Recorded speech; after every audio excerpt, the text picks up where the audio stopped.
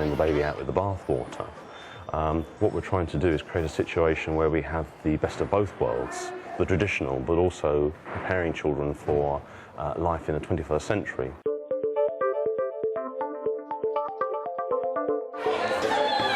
We'd visited a number of schools, as well as colleagues on the senior team having experience overseas and seeing the impact that laptops can have on teaching and learning. We're taking regular snapshots, surveying parents and asking children about their experiences. And the material that we've captured has, I think, really given us an insight into the way in which the programme is going to develop.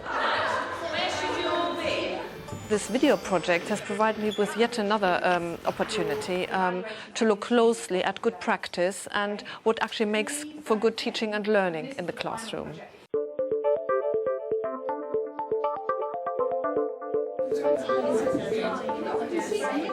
In the past, I've had a number of student research projects where I work closely with a group of students looking at lesson observations. But actually being able to use the video and go into lessons and also ask some other colleagues to video part of their lesson was an entirely new beginning. Interviewing the students and asking them to explain what they were doing was also very informative for me because I could understand how they perceive their own learning and how they're able to talk about that as well. In the end, I was left with quite a bit of footage, lots of different scenes, and I just then had to see how I could put everything together to tell the whole story.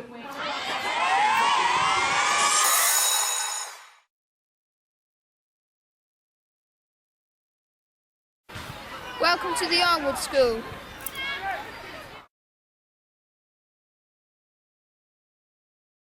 When I first found out about the laptops, I was pleased because I've never had a laptop before. I have a computer at home, but I think laptops are better because they're portable. I don't have a laptop of my own, but there's a place in the Arnwood School called Laplands, and if you don't have a laptop, you can go there to borrow a laptop. And sometimes I wish I had a laptop, but at the end of the day, it doesn't really matter. With Laplands, there you can always borrow. This is my new laptop. I take it to school every day, and I use it in many lessons.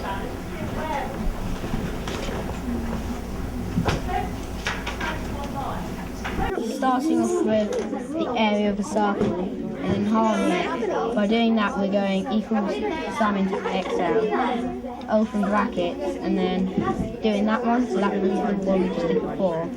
And then we halve it by 2, and then go back. So that's the one of that half that size of the circle.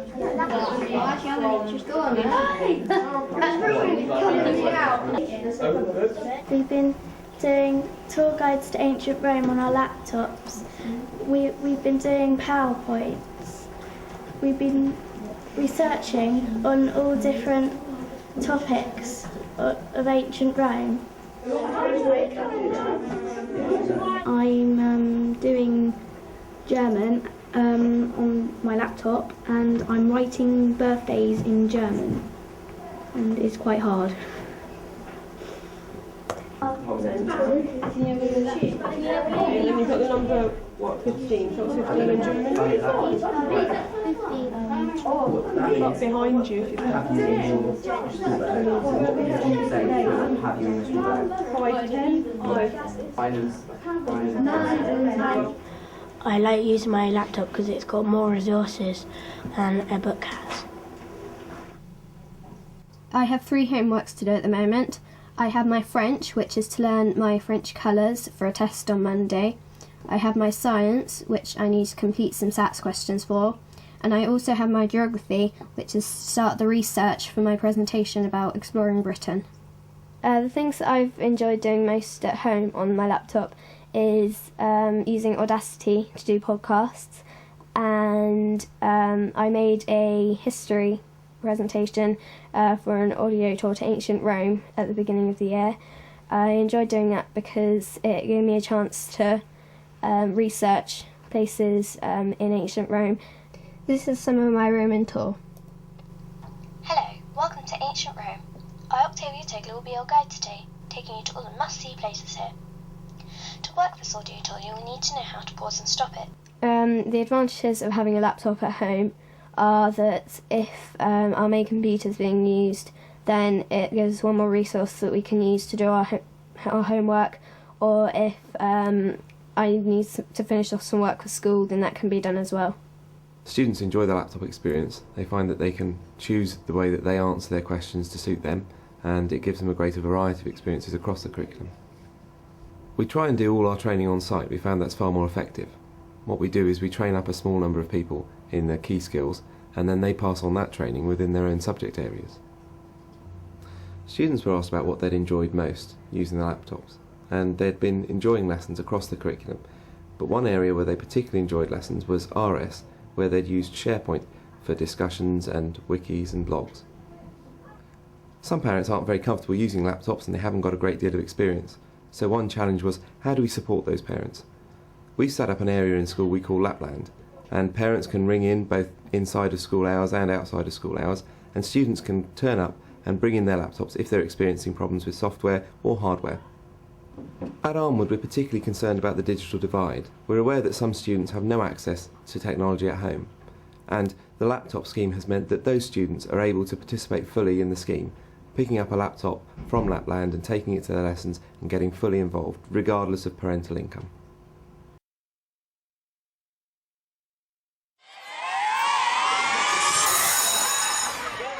Originally it came from Nigel, because Nigel came from a school in Australia, in Brisbane, which had 2,500 students who were using these laptops. So I thought, wow, this is, a tremendous thing to be able to do. And of course the laptop scheme in Australia is in a very sort of mature format. That's something they've been doing for nearly 15 years or so.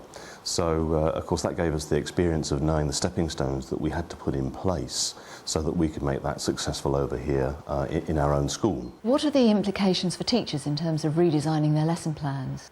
Well, obviously, if you have a classroom where every child has a laptop, that totally alters the dynamic of a classroom. And it creates great opportunities.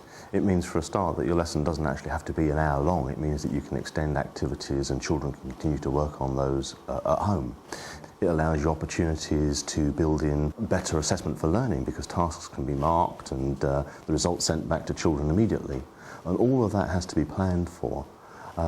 It also means that your classroom can be far more interactive, multimedia based, allowing children to work at their own pace. I would confirm that this is actually something I did observe during the research. Teachers were very creative about the way they planned their lessons, and I would say that the best practice also evolved through teachers working together, exchanging experiences, and I think far from students being completely just glued to their laptops, they actually take initiative of their own learning. They present their work on the whiteboard, they talk about what they have produced, they can create their own pieces.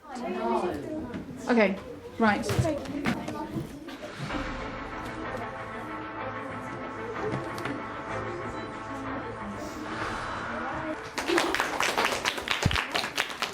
Can you tell us one other thing maybe that you try to do to make it appeal to young viewers?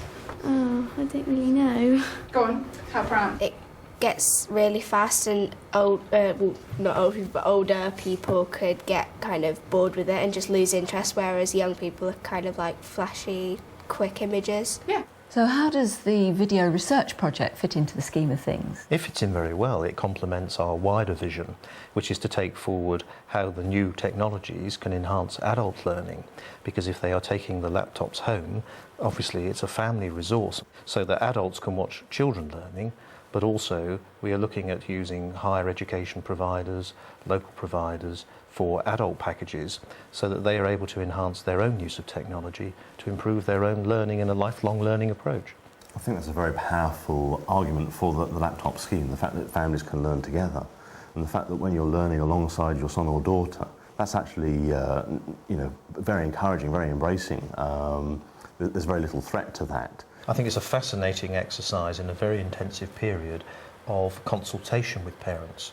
For some parents it polarised clearly opinion, where some people thought it was always going to be doomed to failure because of the technical problems potentially of children carrying expensive pieces of kit backwards and forwards from school, and none of those have come to fruition. And so we were able to reassure parents just on a basic health and safety, but also for them to tell us about some of the things that they've discovered in the at-home learning and to feed that back so that we can enhance what we're doing in the classroom at school.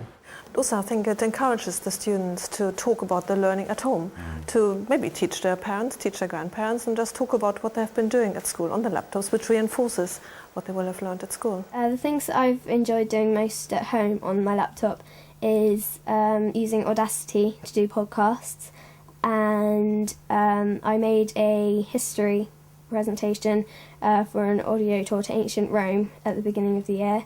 I enjoyed doing that because it gave me a chance to research places in ancient Rome. We do encourage sensible risk-taking and allow colleagues the space to do that, providing it has an outcome that is very tangible, that can be measured, and that we can hand on heart say, this is going to benefit young people, and in our particular case, families within our catchment. If we're not serious about what we're doing, and this programme making a difference to young people, then we may as well use our energies in another way. But I think what will really swing it is when we have the students' voice and the students' opinions on our side, the students saying, yes, we enjoy using the laptops, yes. We learn better, and when students develop a real dialogue amongst themselves about their learning, what they enjoy, and I think that would make a big difference, because that would convince anybody who's still got any doubts about the project, whether that is worthwhile. The students are real advocates for the scheme. And actually what they're saying is we're real advocates for learning at the Armwood School. And in time what will happen is the laptops will be forgotten. That will just be the tool that they use in every classroom situation, and it will be as natural for them to get out their laptop and produce a podcast as it would have been 5 years ago to reach into their pencil case and draw on a graph on a piece of graph paper.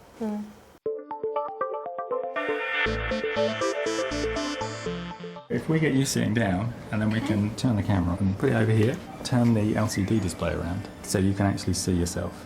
Okay. Okay. You can get the students to ident the footage, get them to wave at camera every time they start a new day, and get them to tell you their name and give you the day they're actually recording on. So, Alex, you can think about what you're going to say before you get there, and get the things you want to talk about near you, so that you can actually bring them into the shot.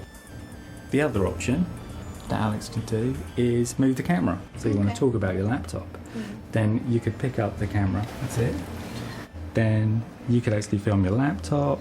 You could be saying, this is the work I'm doing. Put it back to the position where you know you're going to be able to see yourself. There you go. And then you continue. It makes it clear to me how important it is for the students to be well organised. I think that should help us very much to get suitable footage. That's great.